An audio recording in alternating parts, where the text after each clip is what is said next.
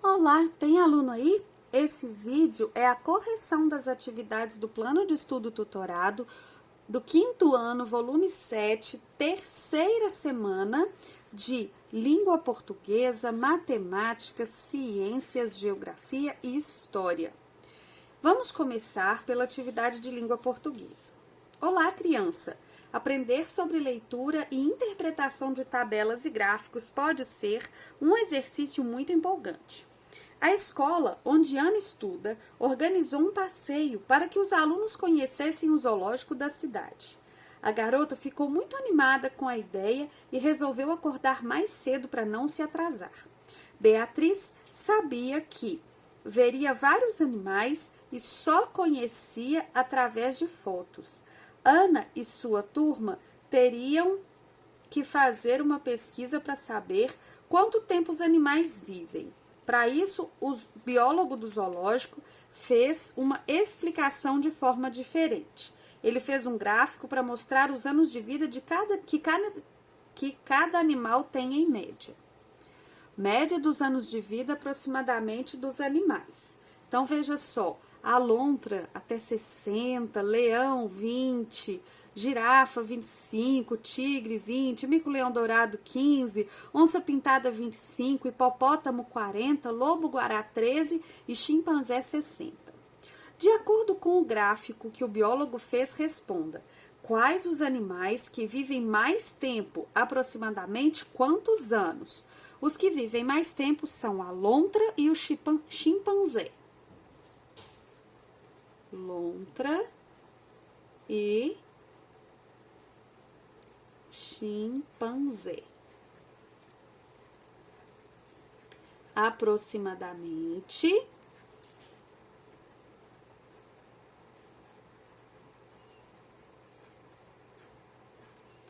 60 anos.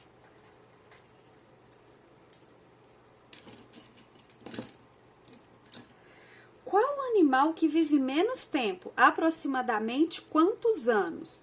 É o lobo-guará. Lobo-guará.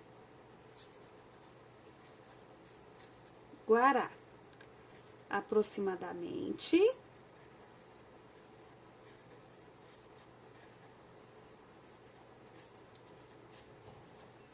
13 anos. Nossa, minhas canetinhas estão todas fraquinhas de tanto escrever aqui nos vídeos. Vou trocar aqui a cor para ver se fica melhor, tá?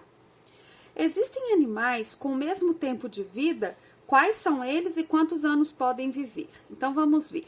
Com o mesmo tempo de vida, nós vimos aqui lontra e chimpanzé. Lontra e chimpanzé, com 60 anos aproximadamente. Também tem, olha só, leão e tigre.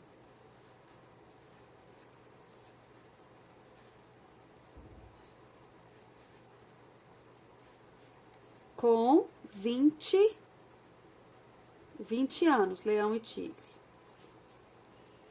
Também tem, com 25, girafa e onça.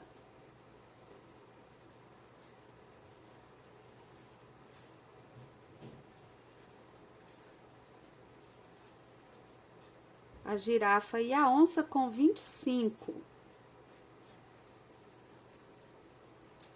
Prontinho. Número 2. O Centro de Controle de Zoonoses de um município de Minas Gerais enviou essa semana à Fundação Municipal de Saúde relatório sobre o número de animais, cães, gatos imunizados contra a raiva no município durante a campanha de vacinação urbana e rural no ano de 2020. De acordo com o documento, o município possui um número estimado de 23.712 cães e 8.144 gatos, num total de 29.740 animais. Desses, 18.699, 62,87%, receberam vacina, de acordo com o levantamento realizado pela bióloga e chefe do Núcleo de Prevenção e controle da raiva na área urbana. Durante a campanha, receberam a dose da vacina 12.857 animais e na área rural, geralmente a gente não separa um número assim, mas eu acho que é isso mesmo, 12.857. E na área rural, 2.989 até o momento, já que vacinadores continuam percorrendo sítios e fazendas, trabalho que deve terminar essa semana. No programa de castração e no trabalho de rotina do CCZ, que estão incluídos nos números da campanha urbana, foram imunizados 2.296 cães e gatos, e nas clínicas particulares, 577. O gráfico apresentado no relatório mostra um número crescente de animais vacinados no município nos últimos 3 anos, de 2018 a 2020. Em 2018 foram 9.218 no total. Em 2019, 11.021 e em 2020, 12.121 animais. Os gráficos mostram os números descritos no texto. De acordo com o gráfico 1, em qual ano houve mais vacinação? De acordo com o gráfico 1, em qual ano teve mais vacinação? No ano de 2020. De acordo com o texto, o que significam as palavras caninos e felinos? Caninos são cães. Felinos são gatos. O gráfico 1 nos mostra a quantidade de cães e gatos vacinados a cada ano. Qual animal mais vacinado em cada ano? São os cães.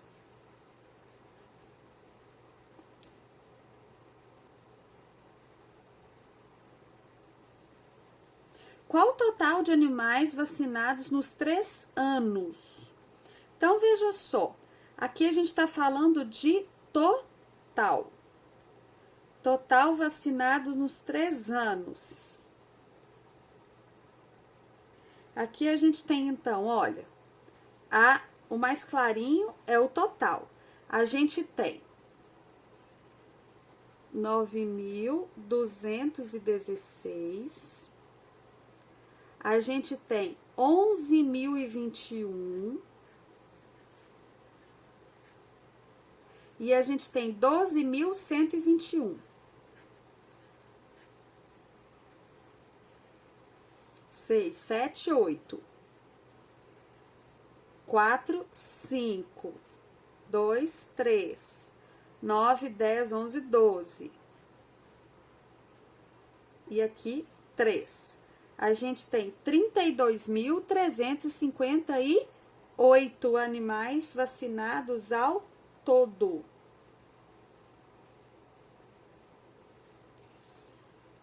32.358.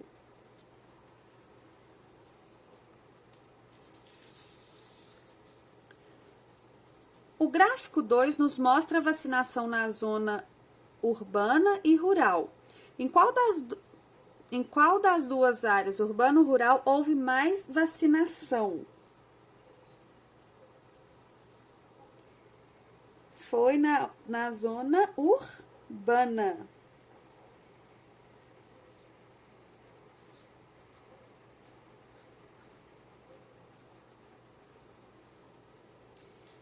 Vamos continuar.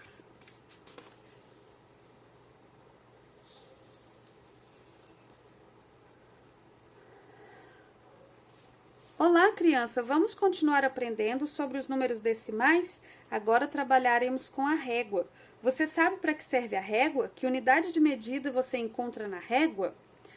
Para representar um número decimal na reta numérica, devemos primeiro analisá-la, identificando as medidas em destaque, que correspondem geralmente aos centímetros. Ao identificar, reconhecer entre quais números inteiros centímetros se encontra o número que queremos localizar. Entre os centímetros existem 10 divisões, que são os milímetros, como 1 centímetro é dividido em 10 milímetros.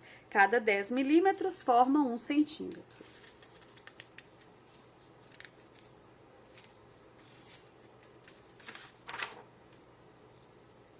Um centímetro, do 0 até no 1, né?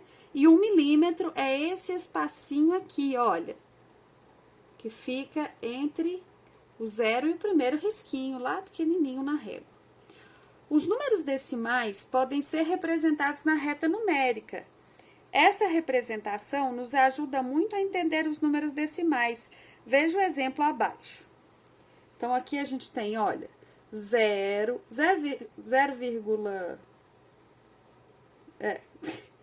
Aí a gente tem os números, olha só, 1,7. Depois do 1 inteiro, porque tem um inteiro aqui, 1, 2, 3, 4, 5, 6, 7. 1,7. 1 inteiro e 7 décimos, ok? Quanto mede o parafuso? Veja só. Aqui a gente tem 1, 2 e a metade do 2. Então, a gente tem a metade do 2, então 2,5. 2 centímetros e meio. Aqui os outros risquinhos estariam menores aqui embaixo, tá certo? A balança serve para pesar os objetos, alimentos, pessoas, etc. A reta numérica está representando os valores em quilogramas de uma balança. A seta indica a massa de um objeto que foi pesado. Qual é o peso indicado? Então, olha só, na parte inteira a gente tem o 2. 2,3. Aqui. Para ser esse aqui tinha que estar dividido em 100 pedacinhos, tá bom? Para ser esse 0,3 aqui. O termômetro serve para medir a febre. Paulinha está gripada e sua mãe percebeu que ela estava com febre. O termômetro abaixo marca a medida da temperatura de Paulinha. Qual é a temperatura dela? Ó, passou do 39, mas não chegou ao 39,5. É 39,3 aqui. Prontinho. Vamos ver agora a atividade de ciências. Querida criança, o planeta Terra realiza 2 movimentos principais. Em um primeiro movimento, chamado de translação, ele traça uma órbita em torno do Sol.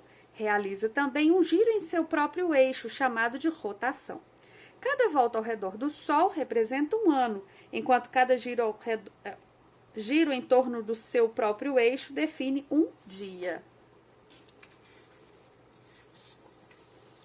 O que é rotação e translação? Rotação e translação são os 2 principais e mais conhecidos movimentos realizados pelo planeta Terra. Juntos, eles são responsáveis por uma infinidade de fenômenos que se manifestam na atmosfera e na litosfera, interferindo no clima, no relevo e até na duração dos dias e das noites. A rotação é o movimento que a Terra realiza em torno do seu próprio eixo. É como se ela estivesse rodando em volta de si mesma. O tempo que o planeta leva para completar esse giro é de 24 horas, aproximadamente, né, gente? A principal consequência é a existência alternada entre os dias e as noites, pois se não houvesse esse movimento, haveria apenas dias de um lado do planeta, que seria extremamente quente, e apenas noite do outro, que seria extremamente frio. A translação é o movimento que a Terra realiza em torno do Sol, sendo que ela demora 365 dias, 4 horas e alguns minutos para completá-lo. Esse movimento é responsável direto pela existência das estações do ano, como o eixo de inclinação do nosso planeta é de 23 graus 27. Há períodos em que os dias são maiores que as noites, solstícios de verão. Períodos em que as noites são maiores que os dias, solstícios de inverno. E períodos em que eles possuem a mesma duração, equinócio de primavera e outono. Além desses 2 importantes movimentos, a Terra realiza outros 12 movimentos envolvendo a precessão, a nutação, a revolução, entre outros. Atividades. Leia a seguinte afirmativa. É dia quando o sol ilumina uma região da Terra e noite quando essa região não está iluminada. Cite o nome do fenômeno descrito na afirmativa acima. Aqui está falando do dia e da noite. É o movimento de rotação que geram o dia e a noite. Explique como acontece esse fenômeno.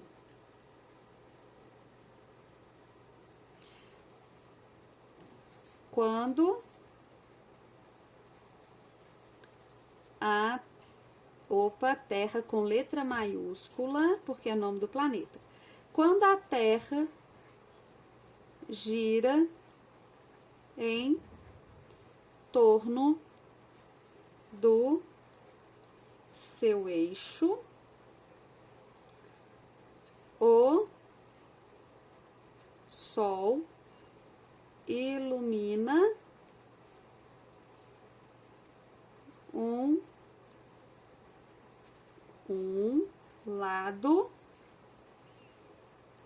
isso é dia, e outro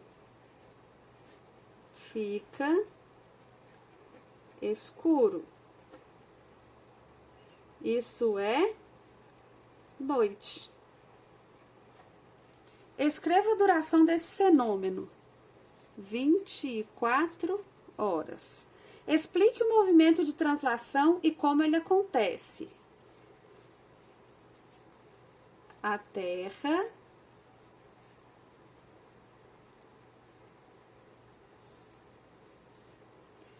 gira em torno do Sol. A formação do ano bissexto, de 4 em 4 anos. O ano tem 366 dias. Para corrigir a diferença, tá bom? Para corrigir a diferença, porque o número de horas de um dia, o número de dias de um ano é aproximado. Então, de 4 em 4 anos, em fevereiro a gente acrescenta um dia, o ano fica com 366. Identifique o planeta ao qual se refere cada informação. É o único planeta com água líquida na superfície e atmosfera com gás oxigênio. Terra. Sua temperatura é sempre muito baixa por ser o planeta mais afastado do Sol, Netuno. Pode ser visto a olho nu e tem a cor avermelhada, Marte. É o menor planeta do sistema solar e o mais próximo do Sol, Mercúrio. Em torno do Sol, planetas percorrem uma trajetória que recebe o nome de órbita. A Terra e outros planetas que giram em torno do Sol formam, conjunto dos cometas, a Via Láctea, o Sistema Solar, os astros iluminados, o Sistema Solar.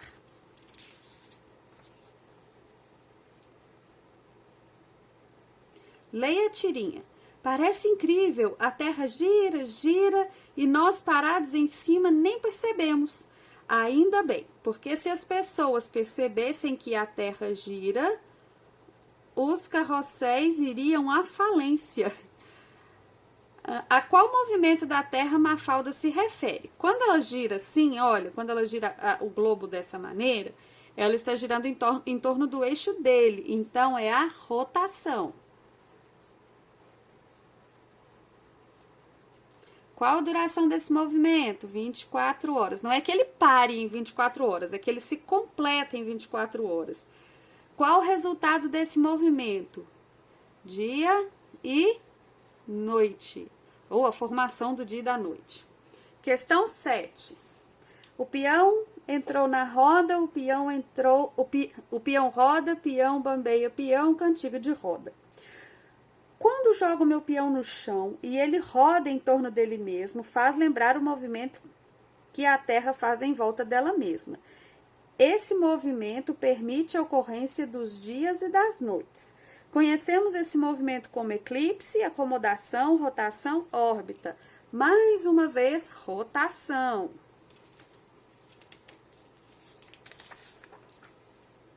Próxima atividade de geografia. Querida criança, nessa semana vamos dar continuidade ao TEM Cidades Brasileiras. Deve ser ao tema, né? Bons estudos para todos.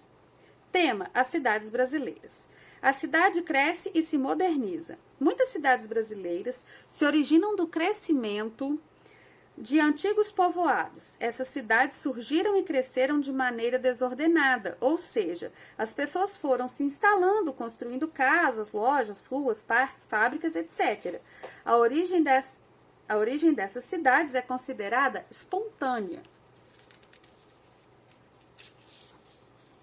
Há também cidades que se originam da exploração de pedras e metais preciosos durante o século XVIII. A mineração no interior do país impulsionou a criação de núcleos de ocupação em regiões dos atuais estados de Minas Gerais, Goiás e Mato Grosso. Em Minas Gerais, as cidades de Ouro Preto, Mariana, Congonhas, Sabará surgiram com a exploração do ouro. No Mato Grosso, a cidade de Cuiabá surgiu com a exploração de pedras e metais preciosos. Algumas cidades se originam do crescimento de povoados fundados ao longo do caminho dos tropeiros. Os tropeiros eram mercadores que transportavam animais e produtos para serem vendidos nas áreas de extração de ouro e também no interior do Brasil. Eles foram chamados de tropeiro por conduzir as tropas de mulas. Nos locais onde os tropeiros paravam para descansar, deram origens a muitos povoados e o crescimento desses povoados resultou a formação de diversas cidades. São os casos, por exemplo, das cidades de Ponta Grossa, no estado do Paraná, e Sorocaba, no estado de São Paulo.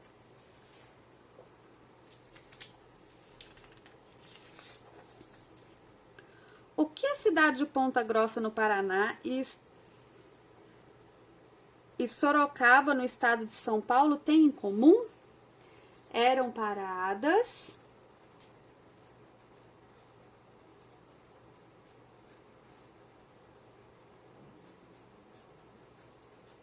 para os tropeiros. As viagens nessa época em que os tropeiros viajavam levando as suas tropas, né, de mulas e as suas mercadorias, eram viagens longas, demoradas. Então eles precisavam fazer paradas, passar a noite em algum lugar, e aí as cidades de Ponta Grossa e de Sorocaba foram paradas para esses tropeiros. Quando uma cidade é considerada uma cidade espontânea, tá aqui no começo do texto, vamos dar uma olhada? Surgiram e cresceram de maneira desordenada. Então, quando surgem e crescem de maneira desordenada.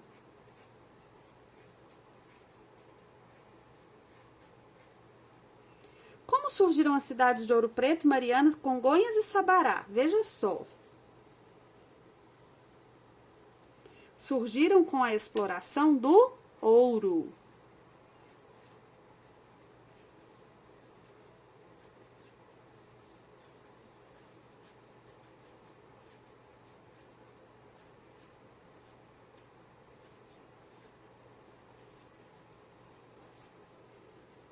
E a cidade de Cuiabá? Tá escrito aqui. Exploração de pedras preciosas.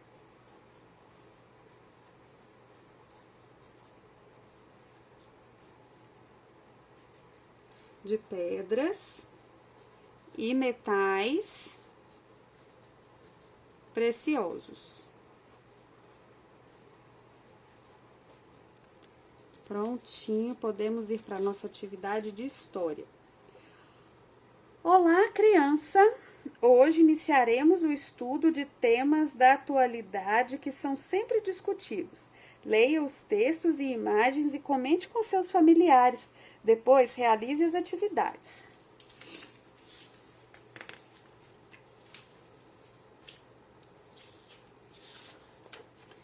Leia.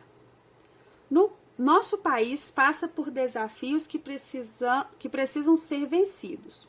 Observe as imagens e converse com seus familiares sobre cada uma deles e como esses problemas podem ser superados. Então, olha só, queimadas no Pantanal, desmatamento na Amazônia, poluição do Rio Tietê em São Paulo, moradores em situação de rua em BH, uso excessivo de tablets e celulares prejudica a cognição, ou seja, a inteligência das pessoas. Uso de maquiagem por crianças e pré-adolescentes. As mudanças também ocorreram na educação de crianças e adolescentes, casa e escola, que hoje é muito diferente de há décadas atrás.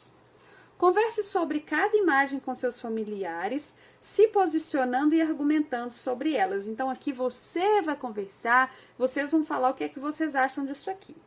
Escolha uma das imagens de 1 a 4, escreva o nome da legenda da foto, o problema apresentado está escrito, né, aqui embaixo, e o porquê e as possíveis soluções para ele. Então, por que isso aqui é um problema e como que a gente resolve isso. Saiba as vantagens e desvantagens de usar celular em sala de aula. A nova geração de alunos digitais traz a necessidade de se avaliar melhor o uso do celular em sala de aula. O aparelho está cada vez mais presente no cotidiano dos alunos e é importante que os professores se adaptem à nova realidade, já que é possível utilizá-la a favor do aprendizado.